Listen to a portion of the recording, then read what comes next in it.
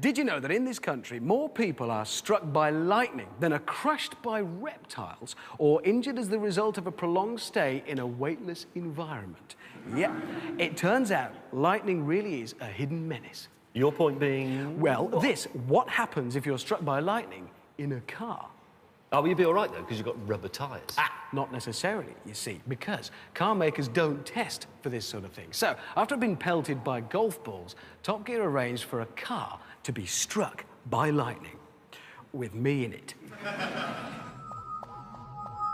There are very few places in the world that have the technology to blast a car with lightning.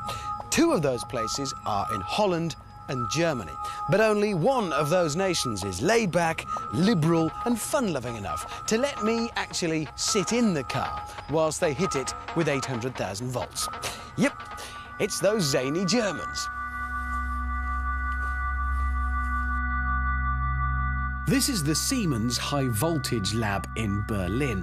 Normally, this place builds and tests high-voltage equipment for power stations and the national grid. These transformers can generate almost 2 million volts of pure electricity. But today they're going to use that electricity for something else, to make lightning.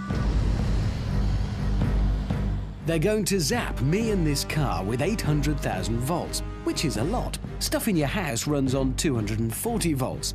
If it hits me directly, they'll clear me away with a shovel.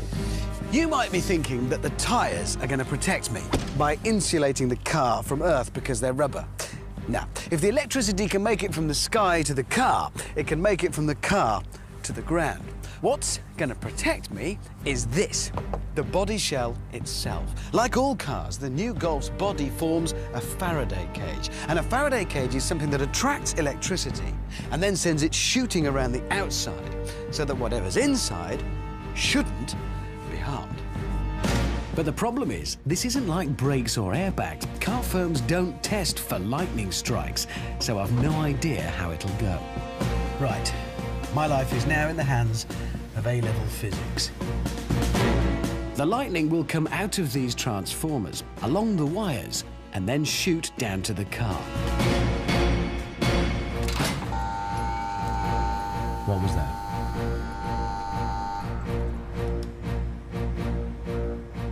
Okay, I'll start to raise the voltage now. You're starting to raise the voltage. 200,000 volt. We did have a briefing with the scientists, and he said keep my hands together towards the centre of the car and away from any metal objects. But it's a car. It's made of metal. 400,000 volt. I can hear a noise. I can hear a buzzing now. 600,000 volt. It's really buzzing now. I don't know what's going to happen when it does come. I'm about to be hit by lightning. I know I am. It's building. It really is building. It builds the tension with it. It's quite a strange... You can almost feel the tension.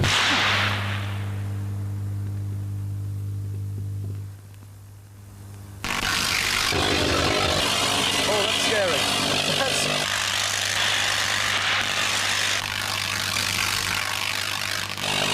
I'm being hit by lightning. Huh. My hands are buzzing. Hey! Oh, now it's doing stuff to my car. I've got error up on the dashboard. Handbrake light flashing.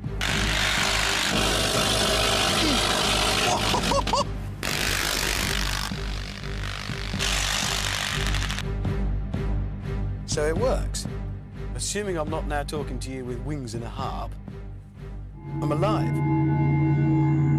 Question is the car? Well, electric windows work, obviously. Lights, they work. Stereo, that's nice, lovely. Indicators, I mean everything.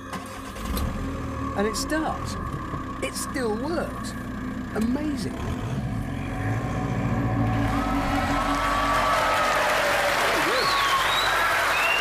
So,